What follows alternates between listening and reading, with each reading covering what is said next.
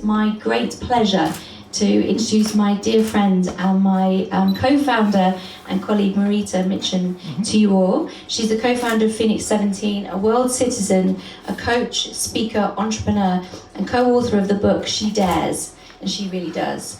She cares about empowering organizations and leaders to develop responsible and symbiotic leadership.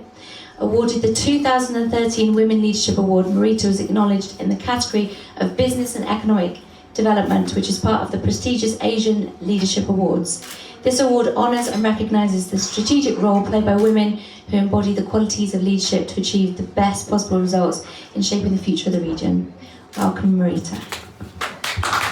Thank you so much. Thank you. Thanks to all the organizers. It's a huge honor to be here, and I really can't wait to invite our panelists. So let's start. We start with Gary Tay. Gary Tay, can you please join me on board? Sure. So I will introduce Gary to you. Gary is a DAO contributor of Global DAO Alliance. He has spent the past 4 years researching information on pollution, and the past year focused on information pollution, and the past year focused on governance and behavior models used in DAOs. Welcome, Gary. Okay, so I'd like to invite the next panelist, Maria Dayton. Please join us on stage.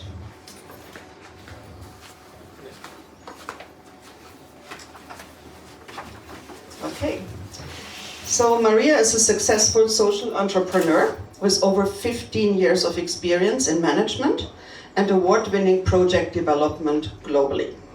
She has proven track record of creating innovative projects with a multitude of stakeholders and providing disruptive technology solutions to entrepreneurs and civil society groups. Maria is currently a director for LG Nova. Welcome, Maria. Thank you. And last but not least, Tiffany Kelly, you know her already as the moderator of the day. Welcome on stage, Tiffany. It's wonderful to have you here. So Tiffany is an inspirational speaker leading women's empowerment workshops, leadership summits, and innovation think tanks towards social change. Tiffany has worked for the First Lady of Japan to create empowerment for women in Tokyo, has created and run summits at the House of Commons in London, and delivered TED Talks in Delhi and Tokyo. To help create leadership balance, Tiffany also co-founded Phoenix 17, a global movement and network of inspiring, action-oriented feminine leaders focused on making a difference in this world. Welcome, Tiffany. And please give the panelists a warm welcome and a good applause, please. You know, it's not so easy to come on stage and to talk about things, so I think they deserve all the credit for joining here and being here. And I know some of the stories that for some it's not an easy task to be here. So thank you so much. So Gary, I think asking these questions, I'm not alone in this room. So wanting to know, what is a DAO? And why did you start one, and for which purpose? So maybe let's just start with the DAO. What is a DAO? It's actually a short form for Decentralized Autonomous Organizations. It's a relatively new trend that somewhat gained momentum during the pandemic. Actually, really now, like I think about it, listening to all the previous speakers and all the panelists, it's starting to make sense. It's actually part of the same trend, right? About moving away from command and control, power, hierarchy, dominance, into this like circular, inclusive, reconnected like a way of organizing yourself. So yeah, in short, a DAO is like a different way to organize a business. Rather than like having like this top-down hierarchy, it's more like a network-based like model of like managing a business where it's just kind of like decentralized and relies a lot on emergent properties of networks. So, what was the next question again? Sorry. Yes, the question was why did you start one? Oh, okay, yeah. I didn't try to start one. It accidentally started. Yeah, seriously. It's like 2018. I saw that the whole information pollution problem is getting quite bad around the world. It's like information pollution means disinformation, misinformation, and like the cherry on the ice cake, like last year, if you guys like all saw the news, like polarization, which led to like the storming of the Capitol building, beginning of the year. It's like, man, it's like I was looking at it, it's like, oh man, total mass, right? If you have like, if you actually want to like promote liberal democratic societies around the world, people actually need to share like common knowledge, common pool of data before they can come to an informed decision. And well, now like since like the bulk of the economy is kind of like focused on optimization and a lot of it is based on profits, then well, this whole overall optimization leads to like a whole bunch of echo chambers, and actually like influences kind of like a pumping of like all this like information pollution in the system and just totally destabilizing it. And that was what I was researching over the past like 4 years. Then at the height of the pandemic, I was like, I had this eureka moment, right, where okay, if you can like cut around the narrative, right, and just take every single news article ever published on the landing pages of the top 400-500 news portals around the world, and just put them in the machine and just analyze the words, you could technically like turn it into a time series, a chart of sorts. And with that, right, you could like, hey, apply AI and just like start having correlations, right, with the market.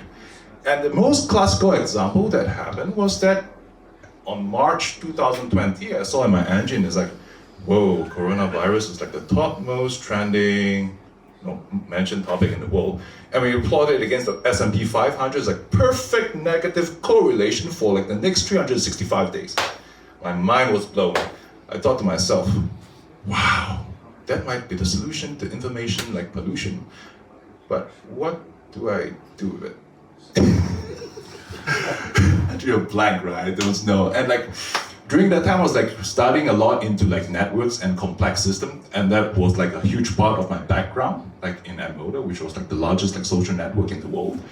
And part of it was like, hey, emergent properties. Okay, what if I just take this assumption that I don't know, build a whole network of people around it, maybe collectively they might know.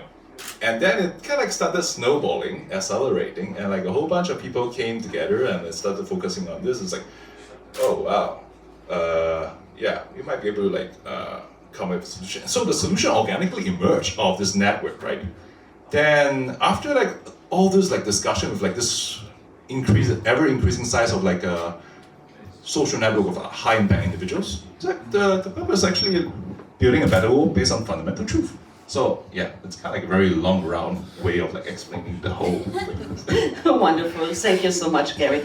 So it's quite interesting that you talk about it as the network and the old-fashioned world, let it be governments or let it be organizations. They had really like the hierarchies, and then there were the networked hierarchies, and then there were the teams. And even if we go back to Claire Graves, she was a psychologist in 1914 till 1986, and she gave the levels of, they are called the Claire Graves levels right now, and their level 7 is exactly the network where every knot in the network knows exactly what they have to do and how they contribute to the better wells of the network. So I really like this. Maybe I just add one more point, right? Yes, go ahead. Interesting phenomena I observed, right? When I actually like started like when this like whole thing snowballed, is like a lot of the leaders that emerge to kind of like guide the various functions, though it's like really like loosely structured. Mainly they are women. I was like, oh, okay, interesting. Let it be then. That's really wonderful. Thank you so much. So yeah, like the Valentine, like his like trauma, kind of like totally bypassed it because I kind of like didn't really care about like how it went. It just let it be. It just happened, yes. Oh, wonderful. So let's move to Tiffany. Tiffany, you are for a long time in the field of creating solutions for balanced leadership. So tell us a little bit about your experiences. How did you get into it and what emerged, and some real life stories? Okay, thanks Marita. So nice to be sitting in this seat, have an opportunity to tell you a little bit about what's brought me here. So I spent 5 years living in Asia when I worked for 10 years for a management consultancy, and my job was Global Head of Innovation. And it was my job really to look around and see trends that were emerging and to create solutions for them.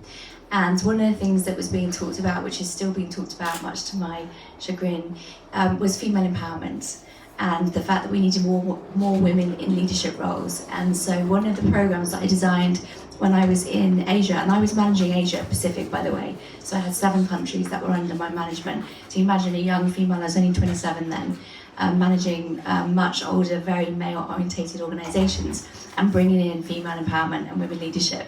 So it's quite an interesting story. But what I realised very quickly was that, and this was because the Prime Minister of Japan made a mandate that he wanted to increase the number of female leaders 30% by 2020. And I was extremely concerned by that because I knew that the cultures in the companies in Asia were not ready for female leaders to step into them. Because women want to work in a balanced culture, right? They don't want to try and, in the 1980s we tried to work in just a masculine, male-orientated culture and it didn't work. And so it made me really, really think deeply about what I thought was my life mission, which was to help women and to help, leadership to become more balanced from a woman's perspective. And what I realised was that it was actually about balancing the feminine and creating culture change for everyone. And at that time I was also working with, mostly financial services and a lot of very, very stressed men who were, we had the financial crisis, etc. And they were really suffering in terms of depression, anxiety. In Japan there was a very, very high rate of suicide. And I realised that this was a human problem, not a women problem, and that in the same way that women weren't feeling like they could be selfish and say what they wanted and demand for themselves and step up, men were feeling like they couldn't communicate and they couldn't ask for help and show vulnerability and so on. And so I've really switched everything that I do and all of the solutions that I create to the greater purpose of creating balance for humankind. And I truly believe that if we all find that balance, but especially from a leadership perspective, if we're making decisions based on masculine self and also feminine other, we'll be thinking about the ecosystem, we'll be thinking about symbiosis, we'll be thinking about everybody else as well as ourselves. And so everything that I've done up to this point has been working to that. And not just working with governments and corporates, but also we run the Global Youth Awards. So working with young people from 35 countries and teaching them about balance and getting it in their mindsets at a very young age so that they can understand that it's not gender specific, although that's what we're taught, and they need to find their own unique authenticity. And it's about teaching them that they are unique, beautiful individuals that can make a difference in the world by being balanced and being honest about who they are. Wow, that's amazing. Wonderful. Thank you, Tiffany. So let's go to Maria. Maria, you work in a very big organization. Would I be right saying it's that in the big masculine energy? Yes, big masculine energy, for sure. Okay. But you do some great jobs looking into projects that have an impact and are impact related. So can you give us a little bit of background on exactly what this means? And sure, yeah. So, to give a little background, so I work for LG Electronics, and several of us were recruited to start the North American Innovation Center in Lemoore, obviously, there, along with me, which sits kind of right under the global CEO now. And we were kind of tasked to do some of the work that you're talking about, but also to build new business lines internal to LG and to kind of, I guess in some ways, reimagine the future for a large conglomerate, right? So I think in terms of social impact, it's been, I'm not gonna say it comes super easily to LG, but I think it's something that overall the organization is interested in, especially in the climate and ESG space. So that's been kind of what we focused more on. We have a Grand Challenge program that started last fall, and we had about 1,500 startups coming in the topics. We have a social impact kind of track, and then we have a metaverse and remote health and connected cities and electric vehicles.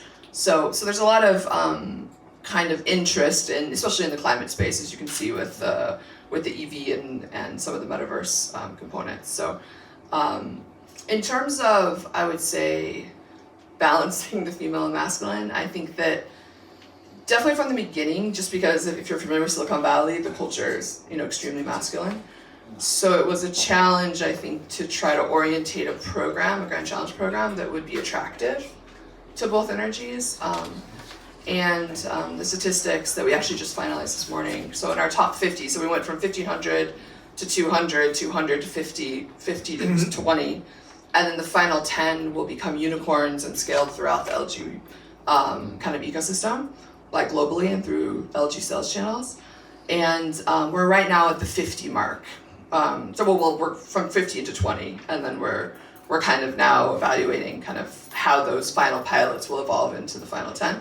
But in the top 50, we had 17 female-led startups, which isn't great representationally globally. But I think for Silicon Valley, it's exceptional, because I think Silicon Valley, runs less than 10%. So we're well over 30%. So I think, I was at least proud of that. And then we have 7 BIPOC startups, which is also very disproportionate for Silicon Valley. And I think what's nice is we're sort of evolving, I guess, and learning more about how we want to even kind of be there to support these startups and to fund these startups. And that's a lot of the work that I'm doing now, which is dealing with the capital partnerships. We're starting a new venture fund. We're talking about an ESG fund. And we do have a lot of support from like the senior leadership. So I think it'll be an interesting, hold tight, watch us, hold us accountable, but I think we have at least a good start. So Wonderful. What do you say, how many of these applicants that you have, or the startups that you are now assessing, have female leadership energy in it? I'm not asked for led by women, but female leadership energy. Of the 1,500, or? Of the ones, the board down ones. That's a hard one. I mean, I would say maybe 30%. That's already a very big number. There are a few that were surprising to me. I don't know what you would think, Laura. How many would you put? Yeah, I was just thinking, wow, that's a tough question. Because I think also it depends on where they are and what they're doing at the moment that's showing up. So in terms of intent, yes. And then I think at certain times, particularly because we're collaborating with these companies, already the fact that they've shown up and like, we're willing to collaborate with a larger entity to create something new, already that's a new kind of thinking. Because sometimes, we're so used to being contentious, and we're actually approaching this in a whole new way, and companies are responding. So I think already that ups the percentage right there. And we do have, I've been impressed with like some of the metaverse. The metaverse space does feel more balanced in many ways, which I think is, and the health space. There's a lot of kind of consumer-focused tech, in the health environments that feels a little more balanced to me. I mean, it's a very, very qualitative kind of assessment, but yeah. It's more than I would have expected, though. This is what I just wanted to say. Actually, 30% or plus minus is already, in today's world, still already a very good number. So let's collectively work on rising it, and then I think we will be seeing even more to do. Back to Gary. So you said you started accidentally the DAO. Yeah, the accidental DAO. Accidental. Which actually escalated into like a whole bunch of DAOs now. It was like Yes, wonderful. So what is the impact you have seen so far? And what is the change that happened to you and the others in the DAO? It's like, here's the funny thing, right? In traditional companies, you kind of like need to be strong, know everything all the time, but you kind of like adopt like a command and control kind of like format. Like as the DAO gained momentum and more members came and joined and started contributing in an organic manner, I have like people that are very like high achievers in their own like work coming to me in their own company. They come to me and actually like on one-on-one they say, Gary, it's like, most of the time when I actually function in my work in that company, I feel like an imposter, right? I feel like I have like all this anxiety, this like depression that I kind of have to suppress. But when I work on this project, right, in this DAO for this cause, I'm kind of like doing the same exact stuff. Not even getting paid in fiat, just basically getting paid in tokens, whatever. So, but I feel so happy. I feel so connected with myself. It's like I've actually like, every day I wake up, I kind of like want to see like who's actually talking about what in the channel and who has contributed a new idea, and it's just kind of like take it and build something off of it. It's kind of like, wow, it's it's almost like when you like look at it from like a perspective of like, you know, mushrooms, mycelium. One network joins the other network, the whole network becomes like richer and more complex and just evolves and becomes like really beautiful, right? It's like the yin of the yang, and it's like the yang and the yin, right? It's like we kind of use a lot of like feminism and masculinity, but it's like I actually like study a lot of like different like philosophy, and yeah, I'm like seeing this yin manifesting itself more, and that's personally like I'm kind of like personally the impact is like almost as though I'm like starting to feel even more aligned with the universe, right? It's like the past 2 years I've been also studying like the Bazi system, the I Ching system, and like 2020 also happens to be the year, the 60-year like luni solar cycle like resets itself. Boom, pandemic, and then the awakening, right? And then suddenly now you see, okay, hey, the world, we need to start reorganizing our economy. It's all coming now. It's like a full circle. So this is the personal impact I'm actually observing right now, like through all these conversations I'm hearing. Yeah. It's amazing. So you could say you're totally balanced now and super happy in what's happening around you. Yeah, yeah. Wonderful. Yeah. That's really great. So before I go back to Tiffany, I would like to ask Maria, you know, we agreed on that LG might be still on the more masculine energy level. So I know it's close to your heart to bring more balanced leadership and energy into organizations. So which challenges are you facing and how do you overcome them? It's a little bit of a hard question I'm trying to think of. I mean, I think like any large corporate that has a masculine energy, like most large corporates, I think a lot of times the battles are subtle but profound, sort of, and that you're, you know, for me in particular, it was about getting female startups through the door, you know, because if we're talking about the future of LG, right, and the 10 new business lines and unicorns that will define the future of the company, if 1 or 2 of those can be female, then that alone is transformational, you know? So for me, it was more like, who can I just get through the door, you know? So, and that's a little bit easier and concrete than trying to think about much larger elements of culture change, because in some ways that might be, you know, beyond my pay grade, where I'm kind of like, if I could be a facilitator to just facilitate access, then that's an easy quantitative metric for myself. So again, for me, it was the startups, it was the funds coming in particular working with you guys in Phoenix 17. I think we've learned a lot, even about what our female-led companies want, because we had our female-led companies tell us that they did not want money from LG, but then told female funds that they would take money from female funds.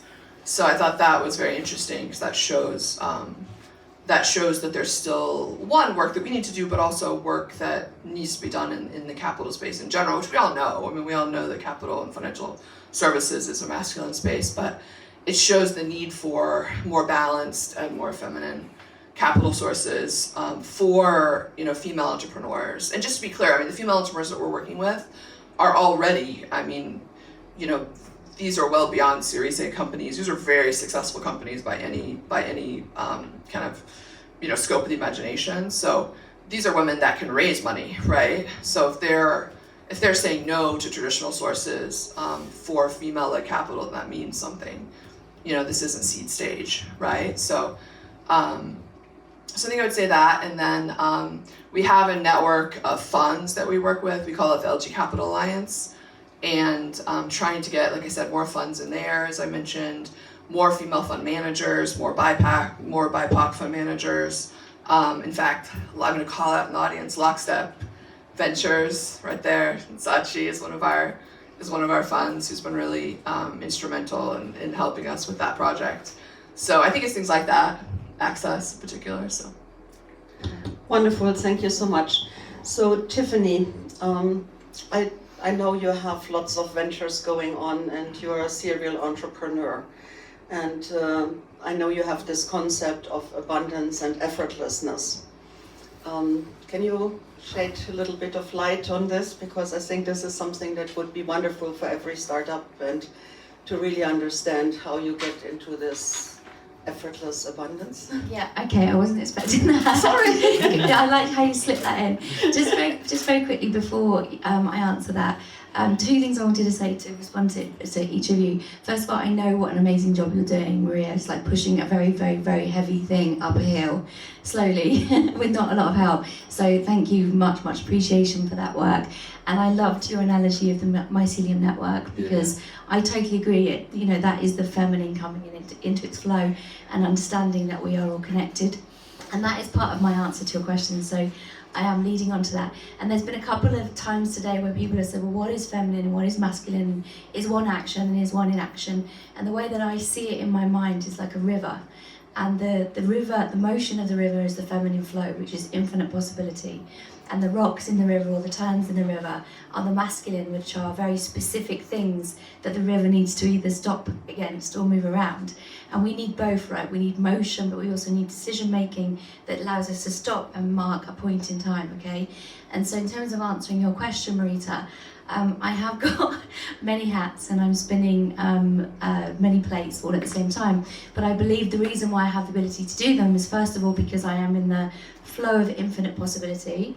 I also very much believe in my mission in terms of creating this balance and the ability to to broadcast out and attract in exactly what you need to help with the mission. I believe that in terms of how things are aligning right now, there is a greater momentum and understanding than ever before that we need to make this change in both men and women. And so that creates a unity consciousness, a collective consciousness at a high level, which basically means that these things can mobilize together.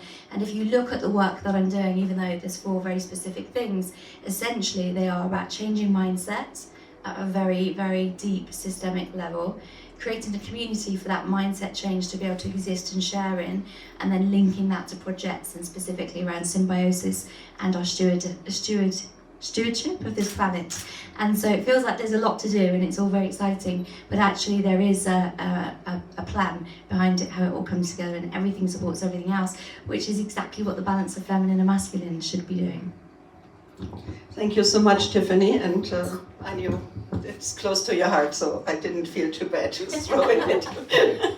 So you gave the picture of the river and the rocks.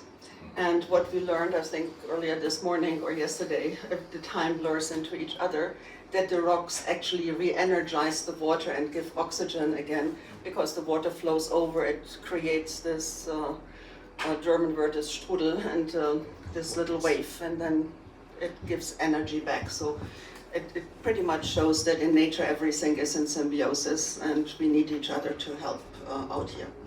So, any questions from the audience to any of our wonderful panelists? Actually, if you take all 3 together, that's a walking Wikipedia, so please ask any questions. Not a question, but maybe what Tiffany said really moved me very deeply. So I am from Davos itself, and I'm very grateful to Hans Martin and the team that you organized this. It's just amazing, beautifully. I work with a teacher, and she's a saint, she's a mystic, and she definitely says she and her husband and her parents and parents-in-law, that the only chance that we have right now is for humanity, and that the planet is not extinguishing itself. We need to have 80,000 Buddhas, free people, enlightened people, and of course not women or men, women and men, householders, teachers, young people and elderly people, so from all ages and all professions and all countries. And so that we need to change to uplift the consciousness of humanity. So that's the most important step, I think. I think that's a good hint. Is anybody here familiar with Dr. Davis R. Hawkins? He wrote different books about the level of consciousness, and he starts with the level of consciousness of an individual, of a group, of a society, of a country, of the world. And we had some little steps in 1983 and in 2014 to come to the next conscious level in a global mindset. Unfortunately, we took another dip a couple of years back, So it's time to bring it to the next level. And when you mentioned Buddhas, we need 80,000 Buddhas, you said? Buddhas are in a conscious level over 900, so he calculates from 1 to 1,000. And at the moment, our global consciousness level is around 300, which is still about fighting and war and stuff. So there is a big jump, but the good news is we can do it all together by keeping up this work. Then we are able to change the global consciousness level. So the book is quite interesting. He passed away in 2012, but his books are still super valid. So it's Dr. David R. Hawkins. Do you mind repeating the name of the book? We're all interested. The Levels of Consciousness. And it's Dr. David R. Hawkins. Okay. Marita, can I just quickly say something to respond Yes. to that? So first of all, thank you, and I'm really glad that Vera is still in the room. So one of the things that I think that we have to do to reach that level of 80,000, whatever you want to call the people, is for us to pull our networks together. And you mentioned when you're on the panel that you want to start something that's going to support women and bring them together and give them the resources, etc., that they need. We're already doing that in Phoenix 17. And so one of the things that we've been actively doing is reaching out to other networks or other startup networks that are doing the same. And I think that, one of my belief systems is that we're more powerful together, and that if we unite and we pool our resources and our investments and our knowledge and our ideas and our passions, then we can reach more people and we can do it quicker. Because there's all these little pop-up startups, it's like, let's find them and bring them all together. And that's the mycelium network, right? And that's the communication. And that's when you suddenly start to create something that's a very aligned mission and vision that can go everywhere. So I'd love to talk to you about that. And I'd also love to talk to you about what you've got coming up as well. Wonderful.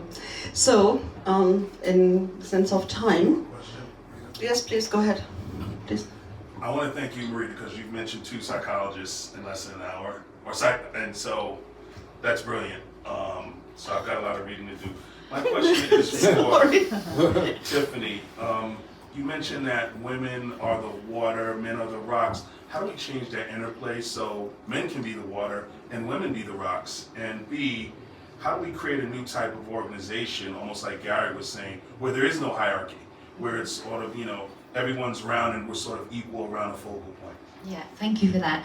So first of all, the starting point is it's not men and women, it's masculine and feminine, right? And so because of gender stereotyping, men have been taught to be masculine and women have been taught to be feminine. So the first start point, and this is some of the programs that I run with corporates, is to help their leaders to understand that they're both masculine and feminine. And as soon as they understand that that doesn't mean what they were taught it to mean, in terms of that means you're being like a girl, or that means you're being however, right? As soon as they realize, oh, it's really important that I look after myself and other people, or for women, I look after other people and myself, then we start to create a new leadership paradigm, a new culture.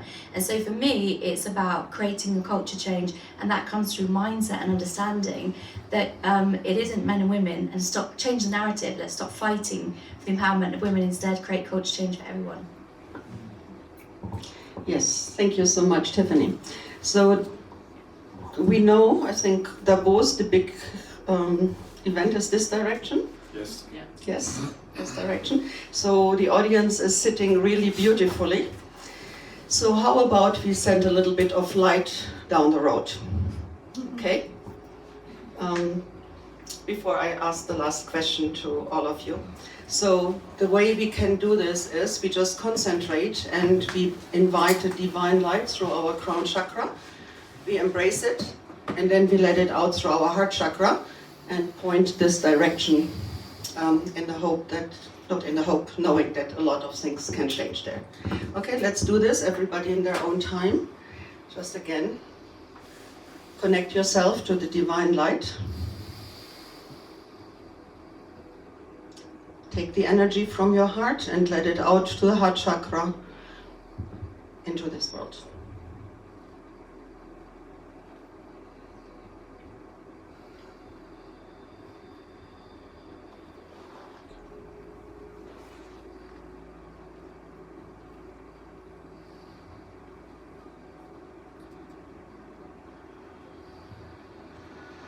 Wonderful. Thank you so much. I got little bit of heat sensation and goosebumps, so thank you. So now the last question to all of you, and again I start with you, Gary. What do you think we need to do to change, to fast track this change in this world? It's a very interesting question with a very, very hard answer. I think like at the core of this whole command and control, masculine structured like mentality, right, is this fear of the unknown. It's like when you look into Tao Te Ching, for example, right, there's this stanza that says, in nature, anything that's alive is firm and supple at the same time, you know. But in nature, anything that is dead is stiff and hard. So if you kind of want to like be fully you, you have to learn to just accept and be totally at peace with the abundance of uncertainty around you. That's wonderful, Gary. Perfect. Great. How do I follow that? Well, I'm going to. So I've got a very simple answer to that. I think that the way that we make change happen is we work together. That's it. We just all commit to work together, and we do it. We don't just commit to it, we actually do it. Thank you, Tiffany. Maria? I think I would say something similar, but I think sometimes it's uncomfortable to approach silos that feel very foreign to us. Like we were talking about large corporates before, or governments, or even financial services. And I think approaching and breaking down those silos with empathy is really important. And I think that, like what I've noticed in working on kind of larger systemic, problem-solving efforts, is that if we don't approach the people that make us uncomfortable with empathy, then we're not going to be able to convince them to sort of come to our side. So just to take LG for example, like LG wants high quality startups with ideas that innovate the future, right? And the more that we can give them those things in a balanced manner, the more likely they're going to be able to collaborate, right? If they want to work with outside capital partners, then let's give them balanced capital partners. You see what I'm saying? So I think that and when I was at the White House, we did similar things like that, where, that's where for me access becomes super important. Where if you can get people at the table with balanced energy, that's honestly the most important thing, because that person or those people will take on that larger challenge of doing the work of balancing, which is very exhausting. But if we can help crack open the door and like kick it in just a little bit, with empathy, that's possible. But solve the real needs across silos, and don't be overly ideological, because that's been something that's bothered me, where, especially along partisan lines or things like that, if someone's willing to work with you and you can help them achieve something through what you want to achieve, then that's where magic happens, so. Wonderful. Thank you so much. A big applause to our wonderful panel.